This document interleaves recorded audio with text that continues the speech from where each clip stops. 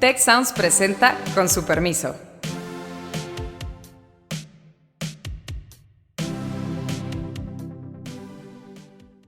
Con su permiso.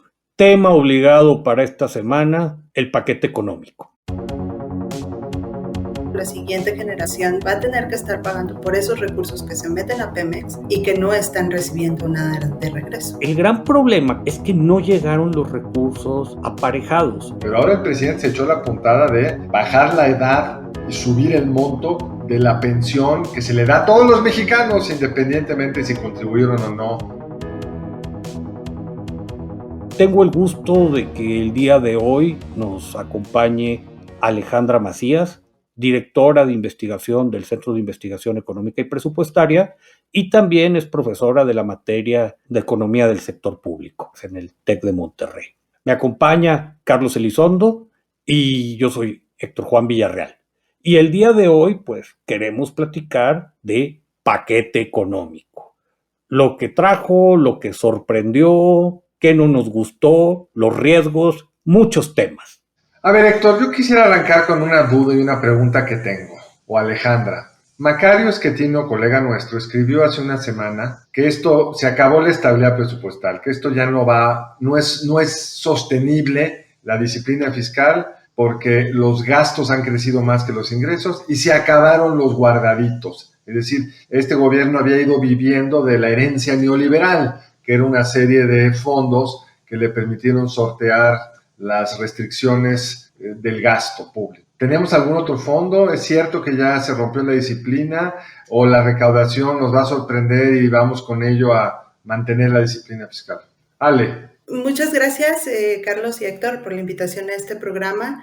Mira, yo creo que sí hemos tenido varios años de acciones que atentan contra la sostenibilidad fiscal. Sin embargo, lo que se hace este año sobre relajar tal vez el déficit primario es necesario dada la crisis, ¿no? Se necesitan acciones de recuperación que tal vez hubiéramos querido ver el año pasado, más que este año, pero creo que también los requerimientos de gasto hacen que nos endeudemos, ¿no? Que lleguemos a ese punto, dado que los ingresos no están siendo suficientes para atender esos requerimientos de gasto. Además, pues hay programas prioritarios a los que se les aumenta el presupuesto bastante y de algún lado tiene que salir ese recurso.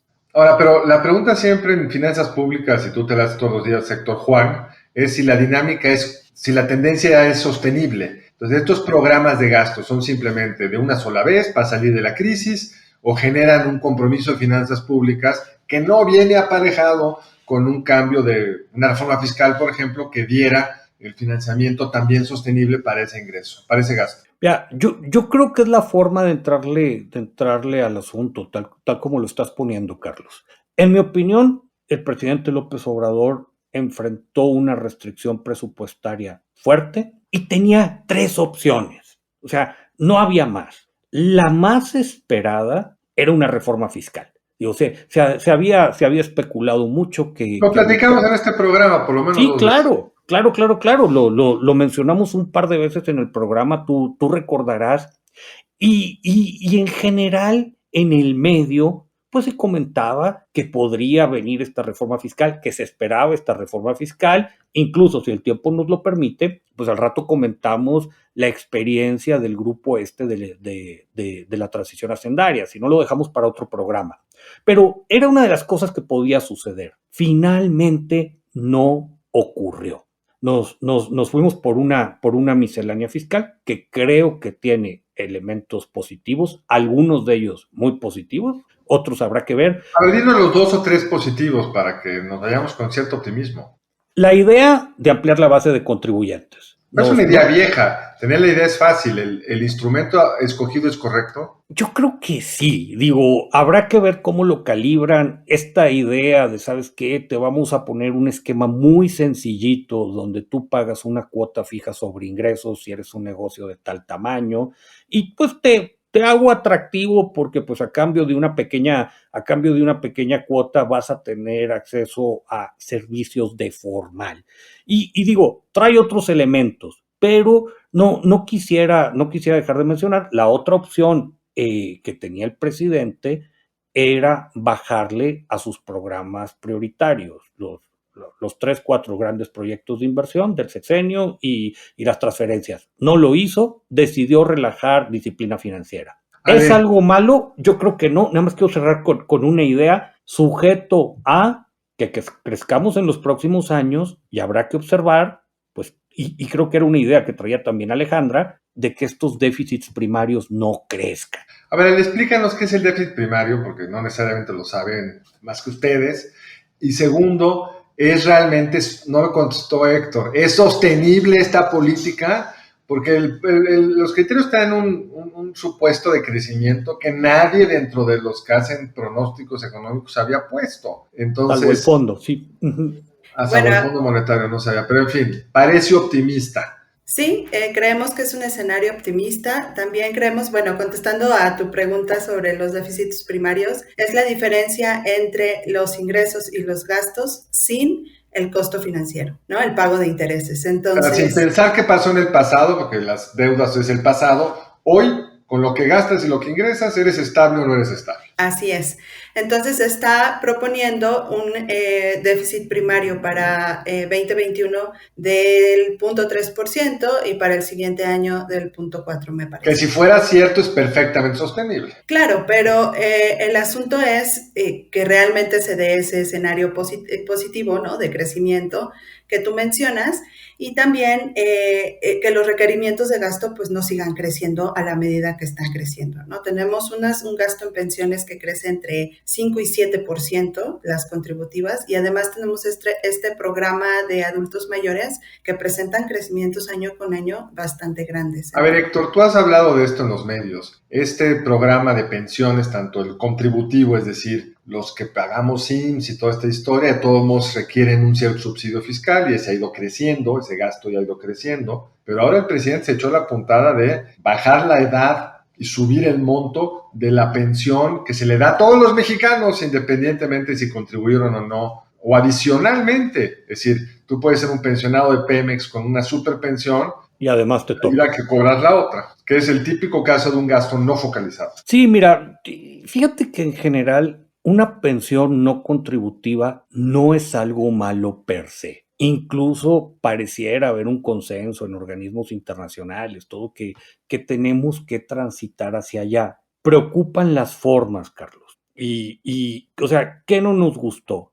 Primero, esto fue un decreto, recordarás, el 21 de marzo pasado, plaza pública, de repente el presidente anuncia, pues vamos a bajar la edad, y dato muy importante, anuncia, de aquí al 2024 la vamos a doblar, estaba arribita de 3,000 pesos bimestrales, se va a pasar arriba de 6,000 pesos bimestral, la idea es que, hasta el 24, la idea es que emule un salario mínimo. A mí algo que me preocupó mucho, Ale, Carlos, es que no quedó identificada una fuente de ingresos. Es esta cantaleta del dinero va a salir del combate a la corrupción. Queda muy en entredicho el rol de la Ley Federal de Presupuesto y Responsabilidad Hacendaria. Y si tú tenías este crecimiento del sistema contributivo, particularmente de sistema de reparto, pero también el sistema de beneficio definido, pero también Alejandra tiene mucho trabajo al respecto. Viene creciendo ya el otro sistema, que es el de contribución definida a los subsidios.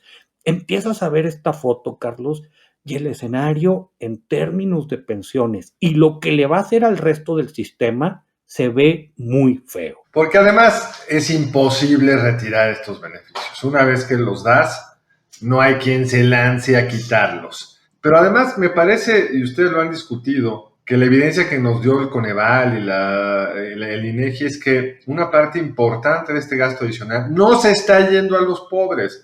El lema del presidente era primero los pobres, pero parece que primero los votos. Esto es muy rentable electoralmente, pero no le está llegando necesariamente a los más pobres, porque son quienes no tienen la información de que hay que ir a cobrar esto, quién sabe dónde. Sí, eso es correcto. De hecho, en el documento de paquete económico incluimos una gráfica donde se observa muy bien de 18 a 29 dónde se están repartiendo las pensiones y se están concentrando en deciles 6, 7, 8 y 9, ¿no? Entonces, Entonces, son los proyectos prioritarios del presidente. Hay una cierta interrogación sobre esto, sobre si esto es pagable en el tiempo. En un plazo largo parece que no, pero lo que resta del sexenio dependerá de algunos supuestos. Crecimiento económico, que pueda la recaudación, que ahí está yo creo que la respuesta, Héctor y Ale. ¿Por qué no hicieron reforma fiscal? Porque les ha ido a todo dar recaudando y creen que esto puede continuar. Me gustaría saber si ustedes creen que puede continuar este crecimiento en la recaudación. Y tercero, pero bueno, vamos a quedar ahí porque la siguiente pregunta es otro hoyo por ahí posible. ¿Es creíble que siga creciendo la recaudación sin una reforma fiscal, solo apretando y con la voluntad política del presidente López Obrador detrás? Probablemente no, Carlos. Incluso llama la atención las mismas proyecciones de la Secretaría de Hacienda en ingresos tributarios traen crecimientos, pero muy modestos. Corrígeme, Ale, están esperando en el 2022 14% del PIB y luego sube a 14.1 y 14.2. Ahí se te queda, que no es la velocidad que trae gasto. Sí, se ven muy estables los ingresos. Ahora, Ale decía que quizá nos hubiera gustado ver más gasto público el año pasado, en el 20, que es lo que muchos países hicieron para compensar la caída del PIB resultado del confinamiento. Pero no se hizo, y yo creo que estuvo mejor porque no hubieran podido gastar bien, pero ese es a lo mejor otro tema. Pero el punto es que si nos comparas con Brasil, nuestro margen de endeudamiento sigue siendo muy amplio, porque Brasil le metió 10 puntos del PIB más. Este gobierno, pregunto, ¿puede irse endeudando un poco más sin que el mercado se ponga nervioso? Yo creo que esa es una de las grandes preguntas. Si nos comparas la medida amplia de endeudamiento, los famosos saldos históricos de requerimientos financieros del sector público federal con respecto al PIB, pues México pareciera que está en una posición muy cómoda. Otra de los criterios que se utiliza es tu deuda dividida entre tus ingresos. Ahí no salimos tan bien. Entonces, para la gente que nos escucha, es alguien que pudiera decir, ¿sabes qué? Pues es que yo no le debo tanto a mi tarjeta, pero tampoco tengo mucha capacidad de pagar. Entonces, eso sí, digo, yo no sé la opinión de Alejandra. Probablemente si los saldos históricos, este indicador de deuda, subiera 3, 4 puntos, pues nadie se te va a poner nervioso, Carlos, desde mi punto de vista. Pero, ¿qué sigue? Bueno, pero los sexenios se miden en 6 años. ¿Qué sigue? Le tocará al otro. Ahora bien, yo creo que la gran apuesta perdida de este presidente, y que eso hubiera sustentado ese diferencial entre gasto y ingreso, es que el presidente creyó, nos lo dijo, que Pemex iba a aumentar su producción y que ese diferencial, se le iba a invertir a Pemex más, pero eso iba a generar más producción y ese diferencial iba a generar dinero para las arcas públicas. Se le metió el dinero a Pemex, pero la producción no creció. Según las proyecciones originales del gobierno o de Pemex, ahorita estaríamos por arriba de los 2 millones de barriles diarios de producción y estamos en 1.6. O sea, se ha sostenido en los 3 años que llevamos con subidas y bajaditas más o menos alrededor de eso. Por el otro lado, se le ha ido bajando la carga fiscal a Pemex y se le han dado transferencias. Entonces, ese es el hoyo no resuelto. ¿Cómo lo ves tú, Ale? Bueno, a mí me parece que las prioridades están un poco desordenadas, ¿no? O sea, la parte de, como tú lo mencionas, de petróleo, pues sí tenía como una perspectiva positiva, pero no ha sucedido. Y lo que sí ha sucedido es que se ha descuidado muchísimo el sector educativo y el sector salud. O sea, si no hubiera habido una crisis, muy probablemente no le hubieran destinado más recursos. Y aún con más recursos sigue siendo deficiente. A ver, si quieres vamos a ir a esa parte que es bien importante, pero ¿cómo ven el hoyo de Pemex de aquí a fin del sexenio? Porque los recursos fiscales que le llegan al gobierno de Pemex han estado decreciendo. Sí, no, pues muy grande y ahí también se va una gran parte de la deuda, ¿no? Y otra vez regresamos a la sostenibilidad del sistema fiscal. Si tú le sigues destinando recursos a una entidad que no te está produciendo, pues seguramente vamos a tener problemas en los siguientes años y esto tiene consecuencias intergeneracionales bien fuertes, ¿no? La siguiente generación va a tener que estar pagando por esos recursos que se meten a Pemex y que no están recibiendo nada de regreso. Ahora, el tema siguiente, que ya lo anunciaste, Ale, es el gran gasto de todo gobierno debe de ser educación, salud, y sobre todo en un país tan inseguro como el nuestro, seguridad. Y lo que vemos en este presupuesto es que crece el de seguridad. El de salud crece un poco, me gustaría entender por qué, pero el de educación sigue cayendo. El de educación sigue cayendo respecto al PIB, es la proporción más baja durante los últimos 8 años. En seguridad, yo pondría ahí comillas en el aumento en seguridad y en el aumento en salud. En seguridad están haciendo otras cosas relacionadas con infraestructura. O sea, lo etiquetan como seguridad, pero se va al Tren Maya. Así es, no a Tren Maya, al aeropuerto y a algo de aduanas en Semar, ¿no? Entonces, sí tenemos que ser muy cuidadosos con el presupuesto en seguridad porque muchas veces no se va a actividades de seguridad. Y en este caso, buena parte del aumento no se va a actividades de seguridad. No, desde el año pasado se están destinando a esos proyectos de infraestructura que principalmente son el aeropuerto. ¿Y en salud? Por el lado de salud, lo que sí creo que nos dio gusto en CIEP es que ya no fue inercial, que por primera vez está ¿Qué es eso de gastando, inercial? que siempre es más o menos el mismo presupuesto, ¿no? Que el aumento es de 1% La o inflación y ya. pues, ni siquiera la inflación, ¿no? Pero así como aumentos muy poquitos, muy chiquitos, y ahora pues fue del 14% en todo el sistema de salud, pero pues hay que tener cuidado porque mucho de este aumento se va a vacunas y a personal temporal para atender precisamente la crisis. ¿Vacunas Y COVID o vacunas en general? vacunas COVID, es para vacunas de la crisis y pues esto tampoco es que haya un programa de mejoramiento de calidad y se concentra en atención primaria y secundaria. La terciaria, que es pues la que más va aumentando en la población, ¿no? Digamos diabetes, hipertensión, ese tipo de enfermedades que son más caras y que la transición epidemiológica nos muestra que cada vez más los vamos a estar padeciendo. Eso queda desatendido, por un lado, porque se utilizan los fondos del Fondo de Salud para el Bienestar, que precisamente es para este tipo de enfermedades, y por otro, por la concentración en pues medidas temporales, ¿no? Ahora, quisiera un poco lo del fondo, Héctor, porque tú has hablado mucho, escrito mucho de los fondos. ¿Qué es eso de que había un fondo para enfermedades complejas, cánceres y otras cosas horrendas, y de repente lo meten al gasto, lo declaran como un aumento del gasto? ¿Y qué le va a pasar a los que tenían como ese derecho a la protección de ciertas enfermedades? Mira, es muy buena pregunta porque yo creo que no se terminó de entender en la opinión pública el cambio de diseño. La idea de este fondo para enfermedades catastróficas tenía que ver mucho con la naturaleza del seguro popular, que para bien o para mal era un seguro, Carlos. Entonces, se había creado una reserva que tenía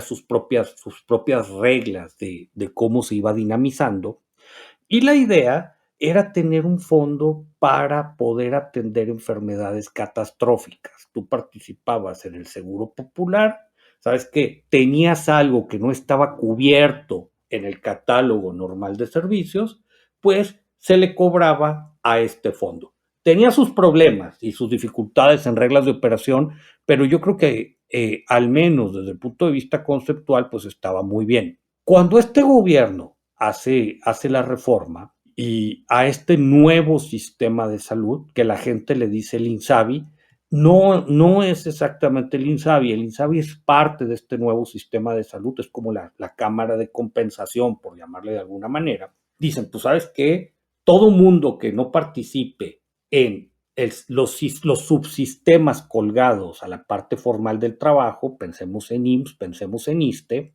se va a atender en este nuevo sistema vía INSABI y pues bueno, El gran problema, Carlos, es que no llegaron los recursos aparejados. Incluso cuando estaba esta reforma, la Comisión de Presupuesto de la Cámara de Diputados le pide a CIEP que haga una valoración presupuestaria independiente de lo que estaba ocurriendo en Cámara, y pues nos salía que para lo que se estaba votando en la ley se necesitaban alrededor de 3 puntos del PIB. Llegaron adicionales a lo que ya se gasta, que no es un número disparatado. A ver, o sea, tú necesitarías estar gastando en tu sistema público de salud 5,5, 6 puntos del PIB para cubrir servicios IMSS. Nos deja atrás de países como Argentina, como Brasil, como Chile, etcétera, etcétera, etcétera. Como Colombia, que Colombia es un esquema muy, muy, muy, muy peculiar, que lo explicamos con mucho gusto en otro programa, porque sí tiene otra estructura presupuestaria, pero sí, lo que gastan es más o menos, es arriba de ese 6%. Entonces, nunca llegó el dinero, pero lo peor es que para poder tomar 30, 40 mil millones de pesos por año, se fueron sobre este fondo. Fondo que se va a acabar. Que se va a acabar y probablemente se acabe este año. Ahora, y la contraparte de esto lo hemos visto en los estudios de Coneval y en el INEGI, en las encuestas del INEGI, es que la gente gastó el año pasado, también hubo una crisis, hay que decirlo, pero gastó el año pasado una proporción mucho mayor del gasto en salud, salió de su bolsillo. Es correcto. Más alto en muchos, muchos años.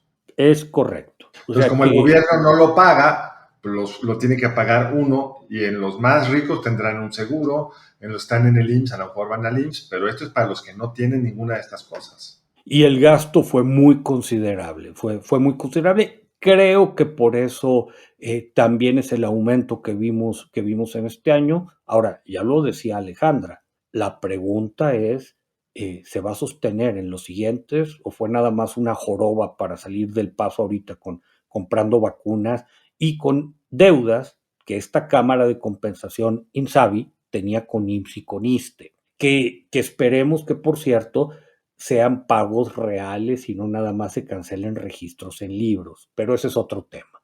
Ahora, ¿cuáles serían, digamos, los temas más poco vistos del presupuesto? Porque uno se fija en educación, salud, que son unas cosas gigantescas, pero el gobierno debe estar haciendo muchas otras cosas. Hay toda una queja por parte de la Comisión de Refugiados, que hay cada vez más refugiados en México, pero hay menos dinero. Entonces, ¿cuáles son esos temas que no llegan quizá a la mirada pública, pero que van a costarle, por falta de recursos, a ciertos actores de la sociedad que no van a tener el apoyo, el acceso, lo que sea? Bueno, yo creo que de los temas que, digamos, son pequeños en presupuesto, ¿no? Tenemos el tema ambiental también, que sí se ve un aumento para el 2022 de recursos a la función medio ambiente, pero sigue quedando pues muy corta, ¿no? Comparada con años anteriores y con los problemas, sobre todo, que se tienen en este tema de medio ambiente, de cambio climático e incluso pues de infraestructura hídrica. Creo que un tema que nos hace falta pues mencionar es el aumento en infraestructura, que también se anunció. Crece 14% respecto a 2021, pero también ahí lo concentra Pemex, y vamos a regresar al hoyo que mencionabas, ¿no? Es invertir en infraestructura en Pemex. Dos bocas, buena parte de eso. Fíjate que los proyectos prioritarios concentran como el 12.2% de todo el gasto en inversión. Entonces, más bien son otra cuestión en infraestructura en Pemex y CFE. Y también gran parte de ese gasto pues no se va a construir cosas, sino a cuestiones financieras. Entonces ahí hay que no es claro lo de la eliminación de fideicomisos y ahora hacer inversión financiera en otros instrumentos, ¿no? En el presupuesto tampoco es muy claro. Y en infraestructura carretera y todo eso que permite comunicar al país mejor, ¿hay aumentos más allá del Tren Maya? Sí existen, y de hecho muchos de los proyectos, no sé si recuerdas que hubo anuncio de 2 paquetes de infraestructura con el sector privado. Muchos de esos proyectos son de carreteras y son de calles, ¿no? Mejoramiento de la vía pública. Entonces, por ese lado poco hay dinero. recursos, pero sí, sigue siendo muy baja la inversión, ¿no? El gasto en inversión está en 3.5% del PIB y antes llegamos como a 4.5, que es lo que deberíamos estar un poco. Fíjate, Carlos, Ale, si yo me tuviera que quedar con un tema, digo, porque hay muchos, y digo, hay muchos programas que pues han sido exprimidos, quedan cadáveres por ahí, o con muy poquito, pero si yo me tuviera que quedar con una gran preocupación que está ausente en el paquete, probablemente sería economía de los cuidados, que creo que como país... ¿Economía de qué? De los cuidados. Todo este gasto, Carlos, que va a primera infancia, que va a las estancias infantiles, y voltear también para el otro lado del espectro. Digo, estamos gastando mucho en adultos mayores, si lo piensas en pensiones, pero hay una serie de servicios que están ausentes y el no tenerlos ahí también te cobra una cuenta después. Entonces, creo que es de las discusiones que vamos a estar viendo. Pues ni modo, el tiempo se va acabando, Héctor, así que tendremos que regresar en otra ocasión a profundizar en alguno de estos temas, ¿sale? Sí, caray, y todo. Pues miren, yo aprovecho para platicarle a la gente que nos escucha de la pregunta de la semana pasada, pues fue sobre Afganistán, si México debiera recibir más refugiados, y estuvo muy interesante. 61% dijo que sí, 39% dijo que no. Es un tema que no deja de ser polémico. Y tendríamos la pregunta para la semana entrante. ¿Qué les parece esta, Héctor? ¿Usted estaría de acuerdo en una reforma fiscal si se le asegurara que esos recursos adicionales se van a ir para apoyar el sector salud? ¿Sí o no? Bueno, yo creo que un último comentario de mi parte, pues quisiera decir muchas otras cosas, pero como Carlos mencionaba, se nos acabó el tiempo. A la gente que nos escucha, pedirle que esté pendiente de la discusión del paquete. A ver, no, nos gusta decir, no hay política pública sin presupuesto y no hay presupuesto sin fuentes de ingreso. Discutir el paquete económico es importante para entender lo que puede hacer el gobierno y sus limitaciones. Ale, tú nuestra invitada del día de hoy, ¿algún último comentario? Nada, yo estoy de acuerdo con ustedes en que la discusión de las finanzas públicas tiene que estar más centrado también en el ciudadano, que quiénes somos, ¿no? Los que pagamos y recibimos esos recursos públicos. Entonces, los invitamos a las discusiones y a estar al tanto del trabajo de CIEP. Y gracias, Carlos, pues por ayudarnos a estructurar esta discusión. A ustedes, que yo creo que hay que meterse en los documentos que ustedes producen, porque realmente hay una gran riqueza de información. Y con su permiso, los esperamos en la siguiente emisión de su podcast preferido. Si quieres conocer más sobre el comercio y los negocios, te invitamos a escuchar Territorio Negocios. La experiencia del cliente o del usuario es cada vez más importante. El podcast en el que hablamos sobre las nuevas tendencias de innovación, emprendimiento, finanzas y liderazgo en México y en el mundo. Escúchalo en Spotify, Apple Podcast y Google Podcast. Muchas gracias al equipo del Tecnológico de Monterrey y de Tech Sounds. Productor ejecutivo de Tech Sounds, Miguel Mejía. Asistentes de producción, María Guadalupe Monroy y Marcela Amezquita. Productoras de Con su permiso, Luz María Ávila y Cintia Coca. Diseño, Ángel Gómez y Daniela Solís. Postproducción, Max Pérez. Les invitamos a escuchar el siguiente episodio de Con su permiso y el resto de programas de Tech Sounds en los canales de su preferencia.